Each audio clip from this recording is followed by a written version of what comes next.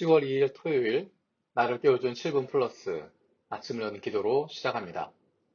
살아계신 하나님 아버지, 오늘 아침에도 우리의 눈을 뜨게 하시고 새로운 하루를 시작하게 하심을 감사드립니다.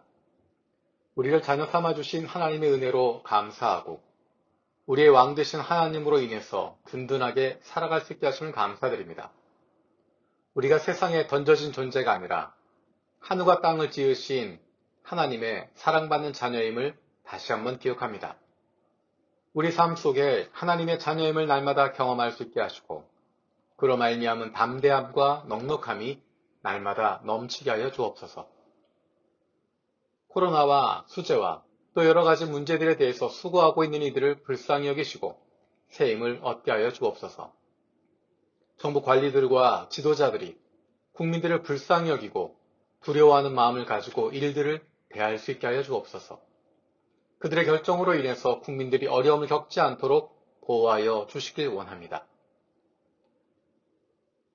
코로나로 힘들고 어려운 상황 가운데서 두려움에 빠지는 것이 아니라 오히려 하나님께서 주시는 담대함과 넉넉함으로 다른 연약한 이들을 위로하고 돌아볼 수 있는 하나님의 자녀들이 되게 하여 주옵소서. 코로나로 어려움을 겪고 있는 이들의 육체적, 정신적, 그리고 영적인 회복을 주옵소서. 특별히 다른 사람들과의 관계가 끊어지면서 더욱 힘들어하고 있는 이들이 있습니다. 그들을 불쌍히 여겨주시고 우리가 만날 수 있는 문을 열어주시옵소서. 부모와 멀리 떨어져 공부하고 있는 그리고 앞으로 공부하게 되는 자녀들을 위해서 기도합니다. 마음의 부모 뜻이 있어서 부모와 떨어져 공부하는 가운데 하나님께서 아버지이심을 깊이 경험하게 하여 주옵소서. 부모님의 신앙이 아니라 내 신앙이 되게 하여 주시고 부모님이 믿는 하나님이 아니라 내가 믿고 의지하는 하나님이 되게 하여 주옵소서. 군대에서 군 복무 중인 자녀들을 위해서도 기도합니다. 육신의 부모를 떠나 있어도 하나님 아버지와 날마다 동행하게 하시고 육신의 부모가 돌볼 수 없지만 하늘 아버지께서 함께하여 주셔서 더욱 깊은 하나님과의 교제가 있게 하여 주옵소서. 육신의 연약함을 가지고 있는 지체들을 위해서 기도합니다. 아프신 부모님을 위해서, 형제자매들을 위해서, 그리고 자녀들을 위해서 기도합니다. 그 회복을 위하여 기도하는 기도를 들어주시고 응답하여 주옵소서. 함께 기도하는 가족들을 위로하여 주시고 이러한 육신의 연약함으로 인하여 가족이 하나가 되고 하나님께로 가까이 나아갈 수 있는 기회가 되게 하여 주옵소서. 믿음을 잃어버리지 않게 하시고 확신을 가지고 감사함으로 간구하게 하여 주시옵소서. 못된 암세포들 예수 그리스도의 이름으로 사라지게 하여 주시고 치료의 광선으로 저들의 아픈 부위를 비추어 주시기를 원합니다. 예수 그리스도의 치료의 손길로 안수하여 주시고 새로운 세포들이 소생하게 하여 주시옵소서. 내일 주일에 있을 각 부서들의 예배를 위해서 기도합니다. 유치부, 유년부, 초등부, 중고등부, 그리고 장년부가 각 부서별로 예배드릴 때 모두가 교회 건물에 함께 모일 수 없어서 온라인과 오프라인으로 드리는 예배지만 우리 모두가 참된 예배자가 되게 하여 주옵소서.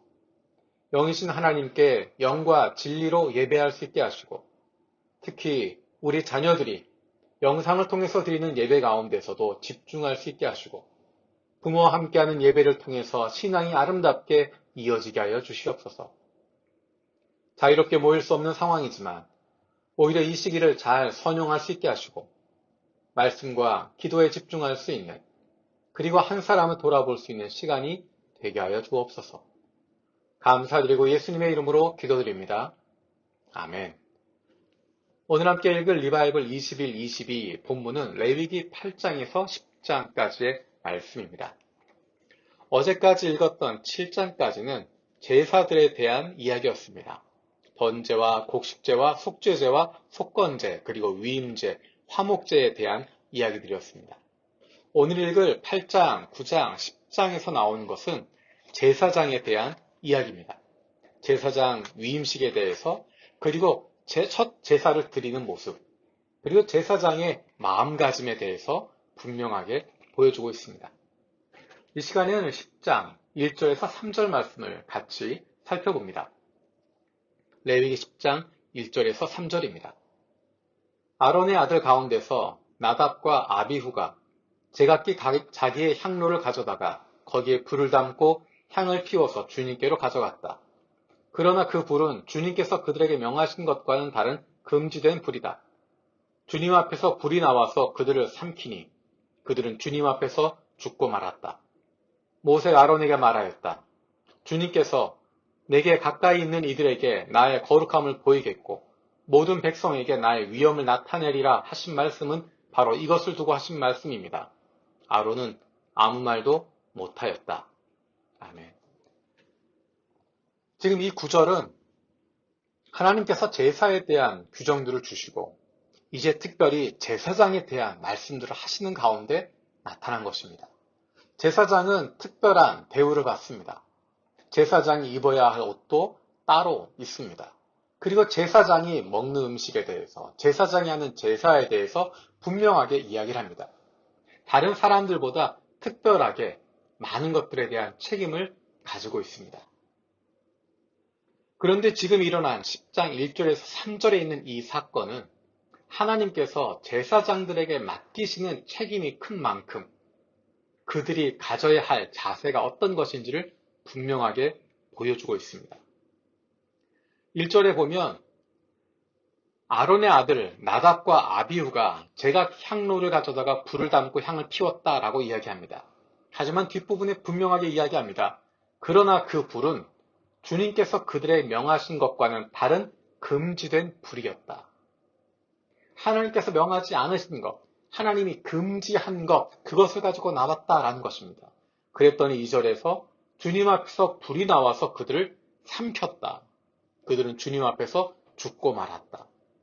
2절의 이 내용은 하나님께서 그들을 죽이셨다라고 하는 것을 분명하게 보여주는 것입니다. 그들의 잘못 때문에, 그들이 하나님이 금하신 것을 했기 때문에, 하나님이 명하신 것을 어겼기 때문에 그에 대한 벌로서 죽임을 당했다라는 것입니다.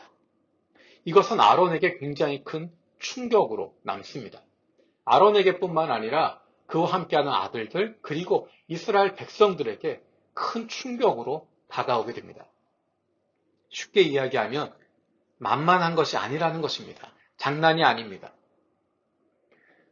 거룩하게 제사장들을 사용하고 계시는데 그들이 거룩해서 제사장이 되고 거룩해서 그 일을 감당하는 것이 아닙니다. 하나님께서 쓰시기 때문에 그들이 거룩한 것입니다.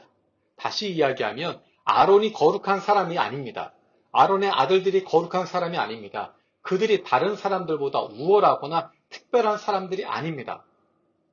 하나님의 뜻에 따라 이 일을 하기 때문에 거룩하다 부르시는 것입니다. 하나님의 뜻이 아니라 내 마음대로 할 때는 하나님과 관계없는 사람이 되는 것입니다. 제사장이라고 하는 직분, 그것이 중요한 것이 아니라 그 직분이 사람을 거룩하게 만드는 것이 아니라 하나님의 뜻을 행하고 있을 때 그것이 그를 거룩하게 만드는 것입니다.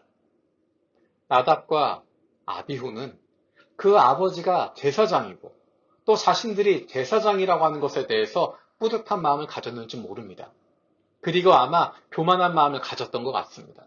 자신들이 특별한 존재라고 생각하고 자신들이 거룩한 존재라고 생각하고 자신들이 다른 백성들보다 우월한 존재라고 생각했는지 모르겠습니다.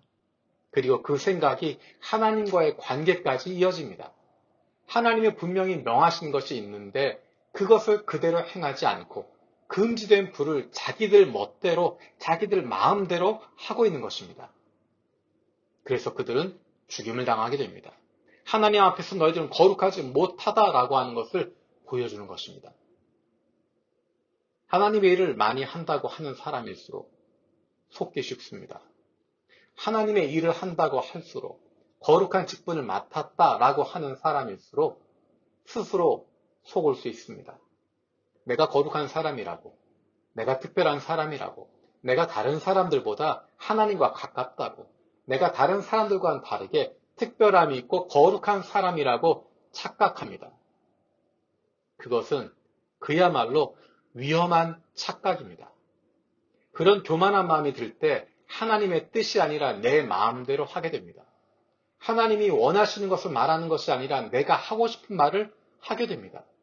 하나님이 선포하고 싶은 것이 아니라 내 감정대로 쏟아내게 됩니다. 하나님의 뜻대로 가는 것이 아니라 내가 성취하고 싶은 것, 그것을 하나님의 뜻인 것처럼 포장해서 이야기하고 진행하게 됩니다. 우리가 하나님의 백성이라고 이야기합니다.